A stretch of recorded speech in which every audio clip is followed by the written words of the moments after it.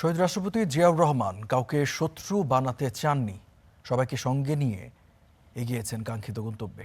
তাই ভারত পাকিস্তান নয়, নিজেদের বলয়েই থাকবে বাংলাদেশ জানালেন স্থানীয় সরকার মন্ত্রী মির্জা ফখরুল ইসলাম আলমগীর।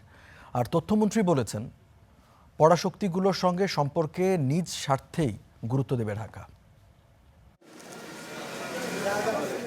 রাজধানীর পিআইবিতে শহীদ রাষ্ট্রপতি জিয়াউর রহমানের মৃত্যুবার্ষিকী আলোচনা সভা ও সংবাদপত্র প্রদর্শনী। এতে যোগ দিয়ে তথ্যমন্ত্রী বলেন, নানা দেশের সঙ্গে কূটনৈতিক সম্পর্ক বজায় রাখতে ভেবেচিন্তেই পা ফেলছে সরকার। স্বার্থ নষ্ট হয় এমন কোনো পদক্ষেপ নেবে না। এখন যখনই কোনো কথা আমাকে অ্যাসেম্বল করার কথা বাধা দিবে, এমন কোনো কথা যে কথা বলতে গেলে পরে আমাকে বাদ দিতে হবে, চীনের আমদানি করা যাবে না, আমাকে বাদ দিতে হবে, না না না না না ভারত তো এটা বিরাট ব্যাপার, সমস্যা, না না না আমেরিকাতে রপ্তানি করা যাবে না, অথবা nuclear power plant Awami League করে সেটা বাদ দিয়ে দিতে হবে। এই ধরনের বিষয়ের মধ্যে যখনই আমরা পড়ব, তখনই আমাদের বর্তমান সরকারকে একটু চিন্তিত হতে হবে। এ সময় স্থানীয় সরকার মন্ত্রী জানান, মুক্তিযুদ্ধের চেতনাকে সামনে রেখে বিভাজনের পথ পরিহার করবে তার দল। কোনো নির্দিষ্ট দেশের বলয়ে না থেকে অনুসরণ করবে নিজেদের স্বাধীন পররাষ্ট্রনীতি।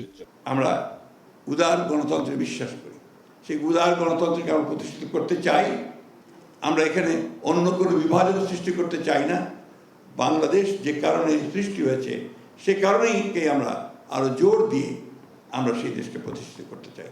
এই দুটো বলয়ের মধ্যে কোনোটাতে আমরা ওইভাবে যেতে চাই না, কারো কাছেই যেতে চাই না। আমরা আমাদের মতো করে আমরা দাঁড়াতে চাই, উঠে দাঁড়াতে চাই, সেটাই আমরা চাই। মির্জা ফখরুল ইসলাম আলমগীর আরও জানান, সব দলকে সঙ্গে নিয়েই শহীদ প্রেসিডেন্ট জিয়াউর রহমানের দেখানো পথেই হাঁটবে বিএনপি।